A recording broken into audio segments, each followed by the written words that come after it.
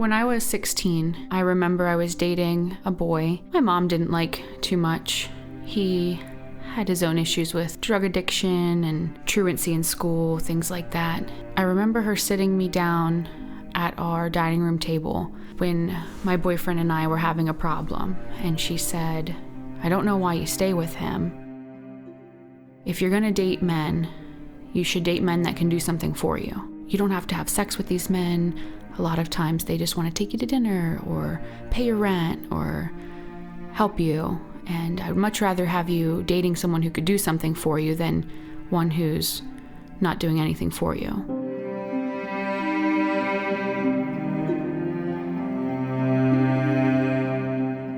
If you could write a story or write a book about your life, Asa, what would it say? I would say God's relentless love pursuit to get his daughter back. What did he have to get you back from? When I was 16 years old, was introduced to the sex industry. And I claim the word survivor today, but it was 12 years of drug addiction, alcoholism, the heavy pull from the sex industry that continued to take me further and further from the woman and the daughter that God designed me to be.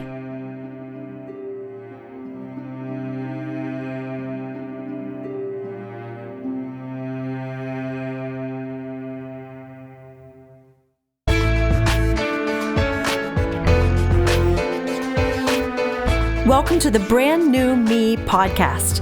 I'm Frances. And I'm Pam. And we are two women passionate about helping others thrive in life, not just survive. In each episode, we're going to find creative ways to offer hope for your future through our own life experiences. So join us every week as we learn together that we really can be a brand new me.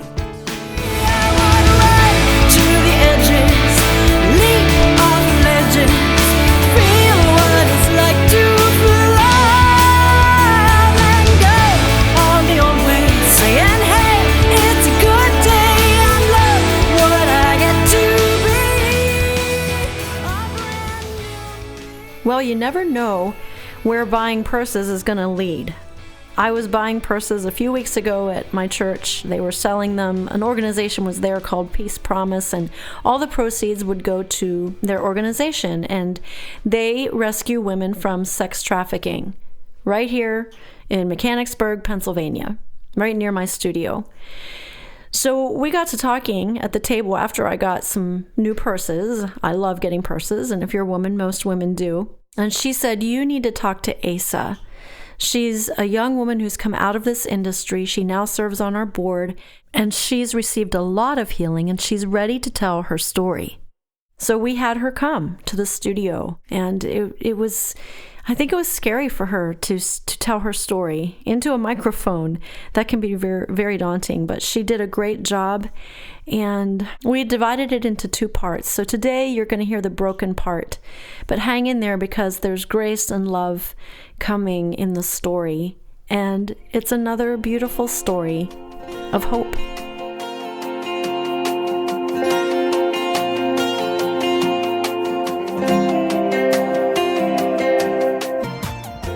I lost my father at 13 years old. It was the summer before I turned 13. And even though he wasn't a huge part of my life, it shook me in a way that I didn't understand quite then. See, I'd always had hoped that we would have reestablished connection at one point in my life. And then to know and learn that he had just been gone and I wouldn't have that again was very upsetting.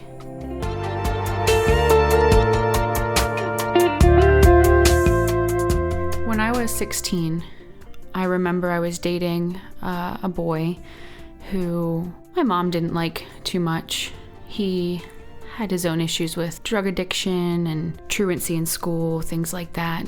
I remember her sitting me down at our dining room table when my boyfriend and I were having a problem, and she said, "I don't know why you stay with him. If you're gonna date men, you should date men that can do something for you." And that introduced me to a website that she had been using herself for many years. See, she was a musician, and she's a talented singer-songwriter, but she also struggles with her own alcoholism and addiction. She never had a steady man in her life, but through the course of my childhood, I remember at least 20 to 25 different men being present in our lives. Some of them were more long-term, some of them were very, very short-term. And a handful of them, as I got older, had been introduced to us, and I believe were from this kind of arrangement type website that was out and popular at the time. Their pitch was that they were sugar babies looking for sugar daddy connections. So it was these wealthier, well-off men that were looking for usually younger, more attractive female company. And she had put it to me of, you don't have to have sex with these men.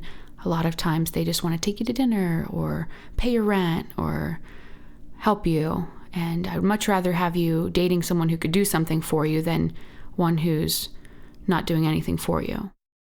Do you remember how that first struck you? I do remember it seeming strange, but I also remember in that moment being that 16-year-old girl that just wanted her mom to come beside her and tell her it was going to be okay, or that what I was going through was normal, or, hey, I just don't like that guy you're dating, any of that. But I remember it being almost like this secret she was letting me in on. It was almost this connection that we had that at the time was very attractive because it was my mom and I connecting. And had I known that it was over something so volatile, I wouldn't have proceeded. But I don't think she knew it was that volatile at that time. Had she been involved in this from the time she was a teenager? Like, what happened in her life, or what prompted her to get involved in something like this? I think with the music industry, it's hard. There's a lot of alcoholism. There's a lot of drug addiction. There's a lot of womanizing. I believe that she had a very big fan base and kind of was this talented woman as far as music goes, and it was a way for her to maybe have a platform of financial support for her to continue to try to build her music business. Well, you were telling us before we started recording that a lot of girls caught in the sex industry are very creative, musicians, artists. Talk to us more about that. I find that fascinating. So talk to us more why you think that is. I believe that we all have unique purposes that God's given us, and we are all talented in one way or another. But from what I've been able to gather from women I know that are in the sex industry, that are either caught in prostitution circles or strip clubs or these kind of arrangements, they all have this crazy passion for life. They all have this really unique genuity that is unreplicated. They're either brilliant writers or dreamers or artists of some kind. And I believe it might just be that when we have such a unique call in our life and we have these unique talents and gifts that God put in our hearts to use for the world, those kind of people are the first ones to, when they need something filled, like a heart need, Satan's right there. He wants to fill that first to kind of thwart, the design that God maybe had for these women's lives. Let's move then into how that progressed for you. Do you remember, what did you do? Fill out a profile? Like, how does that begin to happen for a girl then when she's presented with this opportunity?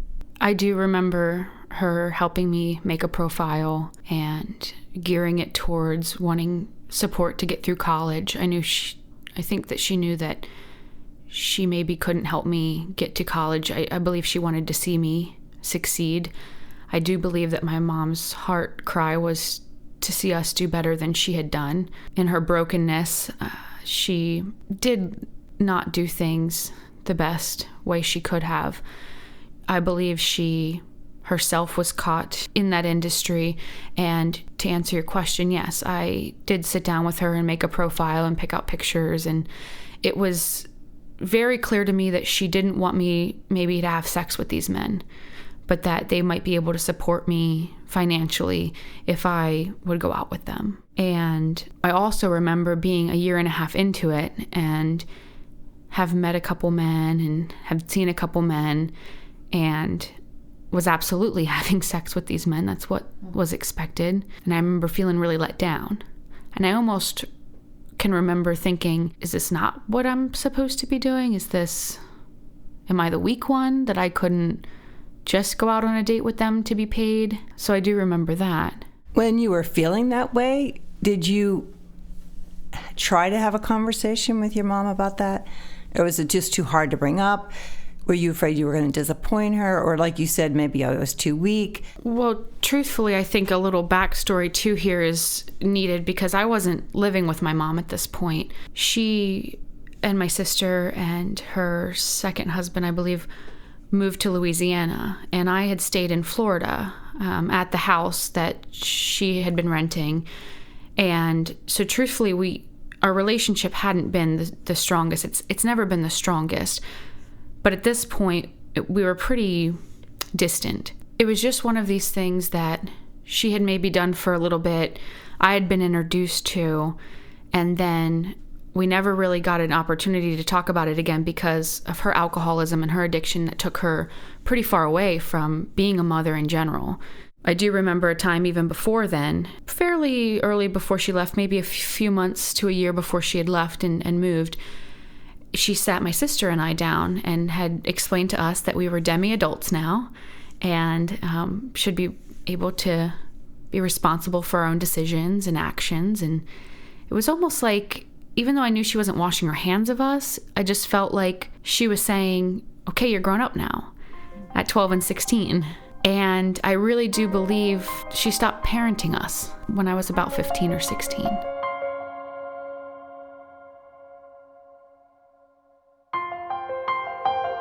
So I had stayed at the house. My boyfriend had moved in. That was my first opportunity of freedom, I think. I felt like an adult. And of course, my mom thought I could be an adult, so why couldn't I?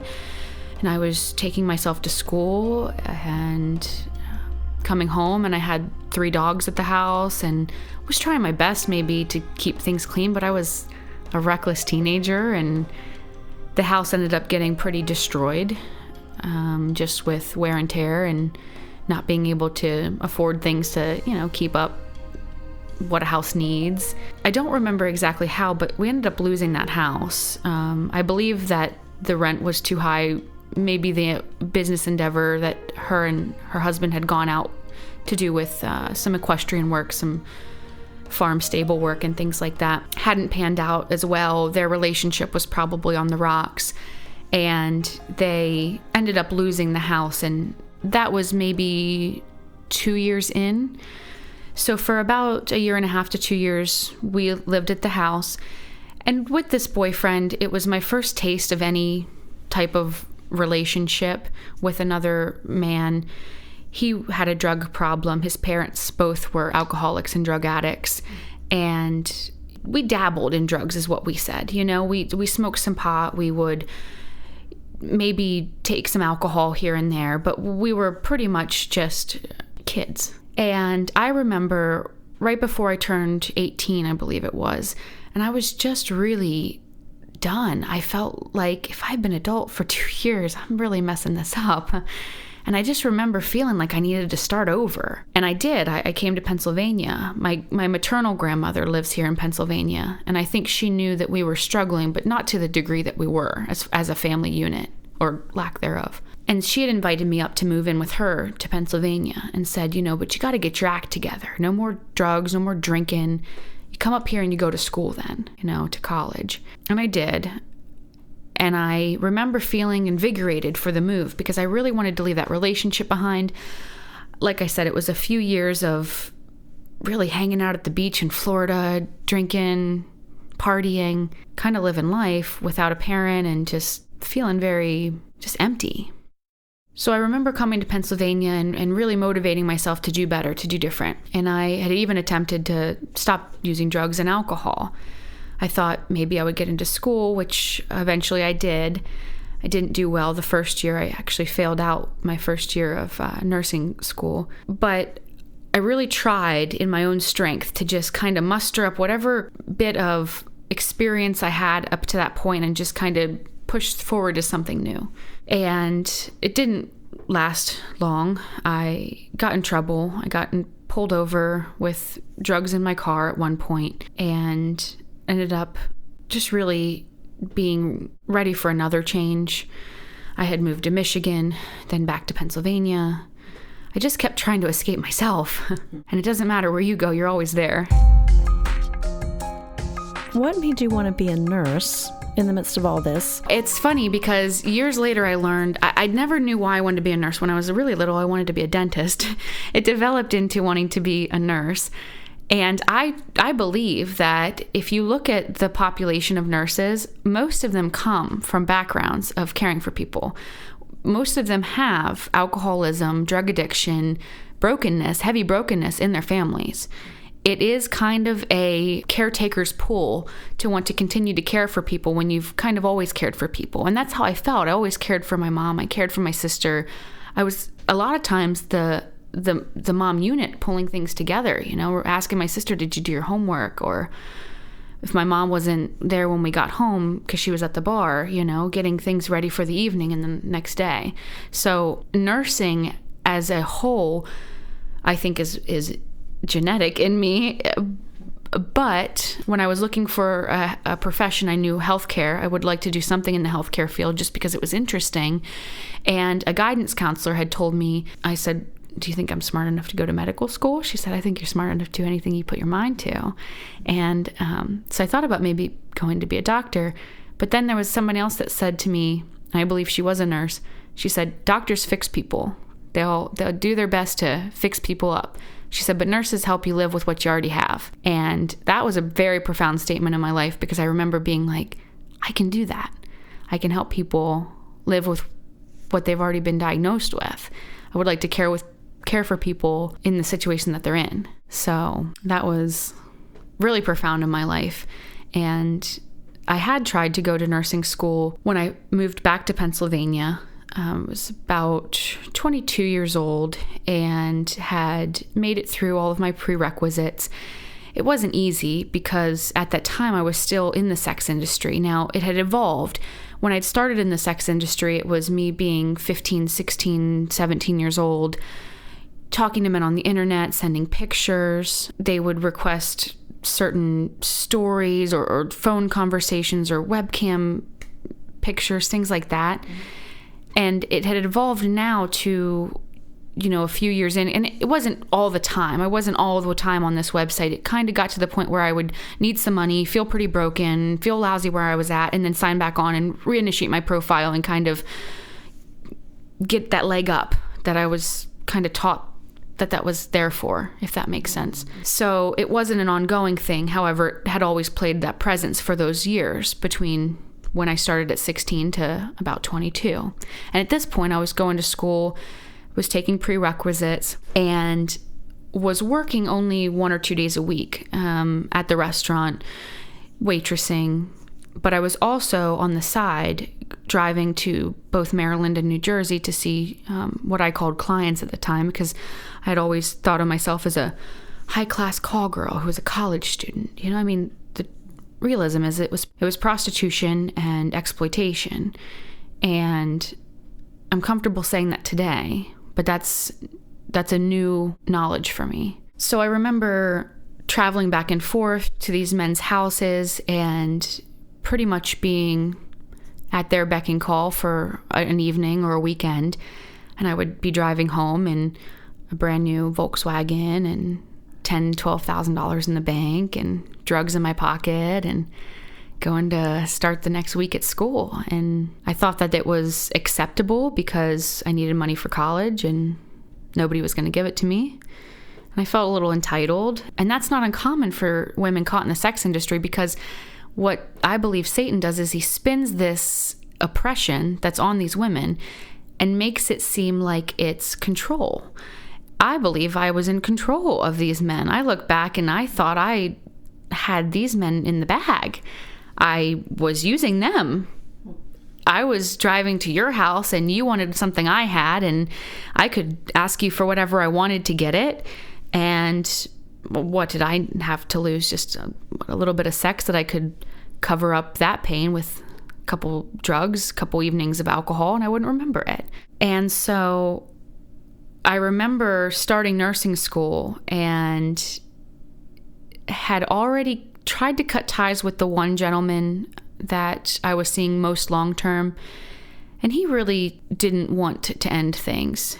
He had made some pretty terroristic threats, large threats that hit really close to home, involving some of my most loved people in my life and things like that. And so I tried to get out, but I was still kind of talking to him on a maybe weekly basis. He would send things like, oh, you were going to come down this weekend, why aren't you here? And I would just kind of make up an excuse and was really trying to focus on school, but I still needed the money. So I was using a lot of drugs, I was drinking a lot of alcohol, and I wasn't doing well in the first semester of nursing clinicals. I was late a few times to clinical. I was very disorganized with papers and assignments. I mean, I look back and see the life I was living, and I had a lot on my plate. I was sometimes states away the night before I needed to be back at class. So I was asked to leave the nursing program the third time I was late to a clinical. And I remember getting called into the office and sat down. One of my most loved professors to this day sat and said to me, I don't know what's going on with you. I don't, but I know it's something, and you have to figure it out because you're meant to do this. I've seen you, I believe in you, and I know a nurse when I see one, and you're a nurse. And I said, well, what am I supposed to do? You're kicking me out. He said, you need to figure out what's going on and reapply next year. And I remember leaving and feeling hopeless. Hopeless. Life clouds up my window and makes it hard to see. Can't anyone clear these clouds for me? I knew that a large part of it was the alcohol.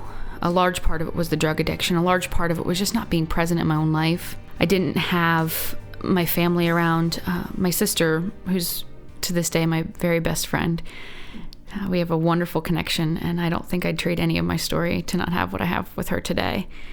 And I say that to say that other than her, I had my own apartment, was just struggling to get by, stay alive, stay fed. And I remember going back home and sitting in this apartment thinking, what the heck are you doing? Where are you going? What's going on? And I just really, really wanted to get sober. I really, really wanted to leave the man I was with. And I really, really wanted a new opportunity. And I still didn't know anything of God. Now, I remember wanting that change so bad. Right after I didn't graduate nursing school, I thought the change was something inward or something I needed to do. So I remember putting like a plea on Facebook about just feeling like, ugh, what do I do now? Everything stinks, right? And somebody had privately messaged me, a girl I used to know in Florida, and said, because I had just recently lost some weight, I was trying to work out, but I was also in drug use, so it's hard to say, how healthy I was. But she said, why don't you take that new body of yours and go dancing? And I was like, this idea, I was like, I could do that. That's not prostitution. That's, I could get out of seeing, this guy every week, and I could go dance for money. And okay, I just kind of thought that was a good idea. I did that for 6 months. That was a horrible idea. It left me so much more incredibly broken than I was. And I say that because it's like, even though God was pursuing me and pursuing me and pursuing me, I didn't know that he was. So I just kept grabbing at things and just walking further down into this darkness. And looking back 5 years later, looking back, I can see him in every one of these moments, but I was just walking away from him, grabbing at whatever was next. So it turned for me when I had started dancing. I was dancing for 6 months, was still incredibly broken, hadn't reapplied to the nursing program yet or anything. I was just making some money, and I'd met a gentleman at work one night, and he was attractive. I knew he was like kind of checking me out. And when I had introduced myself to him and got to talking to him, I found out that he was a recovering alcoholic and drug addict. He was there with a group of sober men and just was interested in me. And we had started to become friends. He was actually a Christian too, the first Christian man I knew. And looking back, I don't know if he wanted to save me. I don't know what his intentions were in the beginning, but I do know that he knew that I was dancing on the weekends. He knew I was waitressing. He knew I wanted to get back into school. And I used to invite him to come see me dance. I used to, as we started dating, say, hey, why don't you come see me Saturday night? I'll be up at the club. And he used to say, nah, I'm not going to make it, but I'm going to church tomorrow if you want to come. And that was really like the first time I had been reintroduced to this God, right? And I was like, okay, like, so here's a sober man. He did it through God. He's a Christian. I had so many questions, but I just liked the guy. So I went to church, and like I said, I was still getting high. I was still getting drunk. I was still dancing at the club, but I was going to church now. And I remember one particular time I was sitting in church, and some women had came beside me and were writing me little things, just little cards and little journals, empty journals, and positive scriptures over my life. And I just thought it was crazy. I just didn't know what to think. Just kind of sitting there. I wasn't soaking anything. Well, a few weeks goes by, and we're still dating. I'm still dancing, still going to the club. And it was one night that I got home from the club particularly late and went over to this gentleman's house. He was already asleep, and I had fallen asleep in the guest bedroom. And I remember going to sleep that night and having a little bit of a buzz. I was drinking that evening, and I remember going to sleep and having this dream.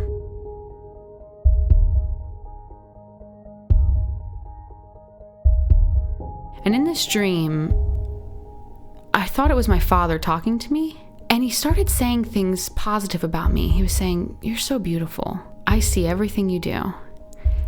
And then it became things that my father wouldn't have known about me, my earthly father.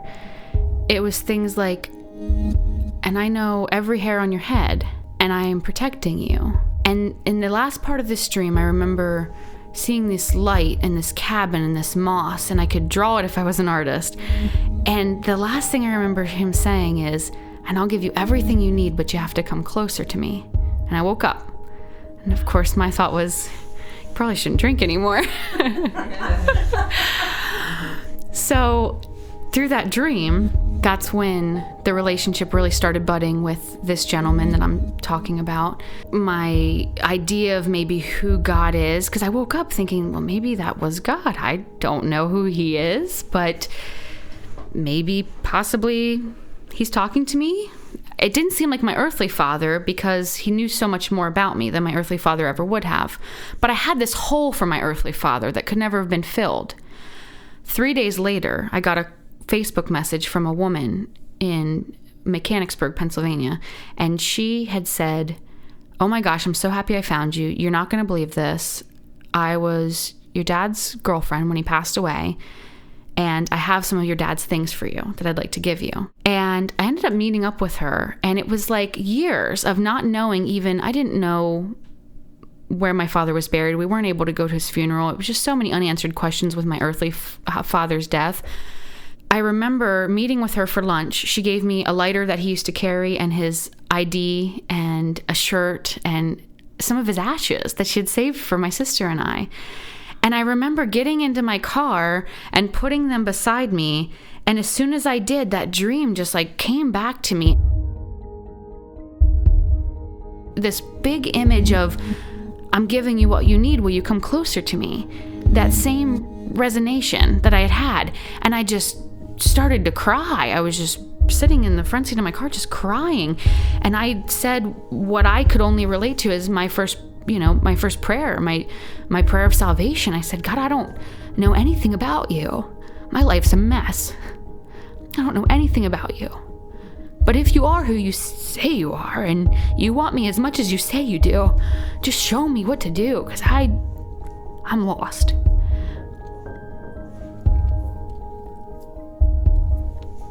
And he did. He sure did.